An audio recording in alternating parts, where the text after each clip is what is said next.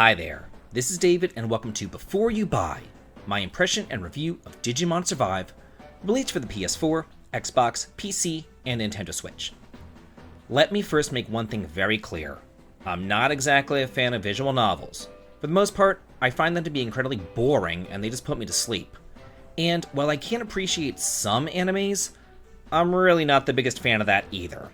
So with those two things out of the way, this game might not stand a chance. Although, I do love a good strategy RPG. So, with all that being said, I am going to try and judge it based upon its own merits and what it is, rather than what I would like for it to be. Admittedly, I'm not a connoisseur of the Digimon universe really, so I don't know if the characters introduced are part of its canon, or if they're here simply for the game. And it's exactly for this reason that I can tell you that you still can enjoy the game if you don't have any prior experience with Digimon either, like me. The plot is rather trite, at first involving a bunch of middle school kids who call themselves adults, going on a field trip to an evil shrine, where they encounter a mysterious professor, and learn of demons, who are bent on retribution against humanity. After a series of events, you're split from the rest of the group and thrust into a kind of parallel universe, where people mysteriously vanish, ghosts with no personality whatsoever pop in just for the sake of looking mysterious, demons run rampant, kidnapping every single girl in sight, and Digimon are around every corner to help you out. The developers flat out said that this is a visual novel, and they're not kidding.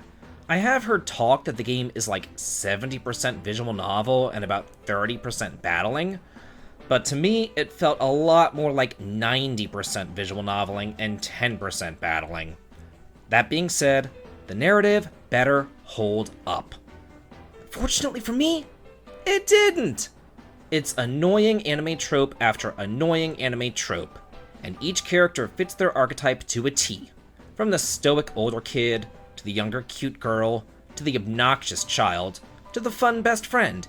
Every single trope that you could possibly imagine is represented here, along with no English voice acting whatsoever. Talk about cheaping out. For a $60 visual novel, they should include English voices. And don't get me started on all the abbreviations either.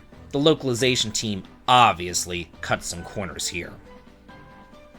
To break up all the inane chatter, there is interspersed exploration where you can examine spots on the screen with your cursor, and doing so might give you a little bit more backstory, or you might find a hidden item. But most of the time, you just want to hit the person with the exclamation point to get the show on the road. I don't know what it is with JRPGs and their fascination with cell phones nowadays, but you take pictures with your cell phone, you traverse the world map on your cell phone, and you go through the menu on, you guessed it, your cell phone. I'm not really a fan of this new cell phone fad in JRPGs.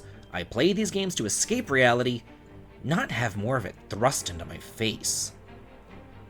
Now, since most of the gameplay revolves around your relationship with your characters, they did include an affinity system.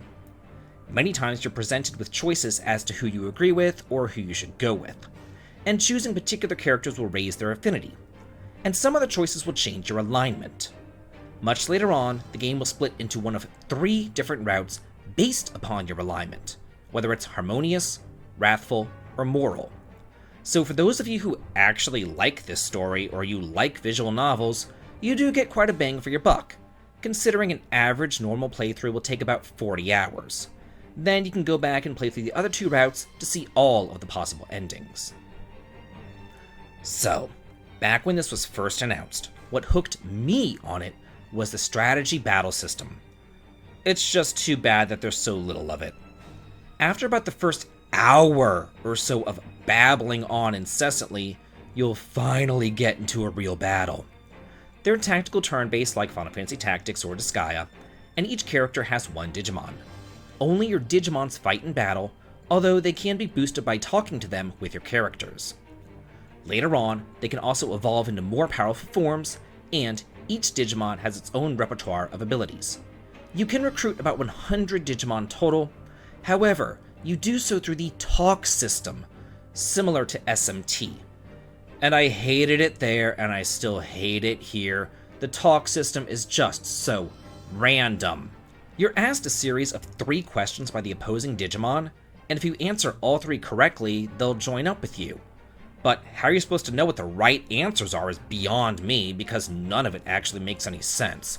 I would so much rather throw a Pokeball and just call it a day. I mean, they moved away from it in SMT5, so I don't know why Digimon thought that it would be a good idea to pick up the reins here. To me, battling was about the only fun portion of the game. And thankfully, free battling does open up. So if you want to spend your time fighting, you can on the world map.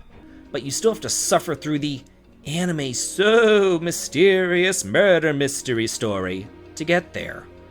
I would say if you're a fan of anime, the Digimon franchise, or visual novels in general, then yeah, pick this one up. If you're just a fan of strategy RPGs though, steer clear. There are much better ones out there that actually tell adult stories and have a lot more depth. So, that's it for my impression and review of Digimon Survive. If you like this video and what I do here on the channel, please consider supporting me over on Patreon for exclusive videos and early access to my content, heading on over to Twitch for some streaming fun, or coming over to my Discord to chat and hang out. The links to them all can be found in the video description.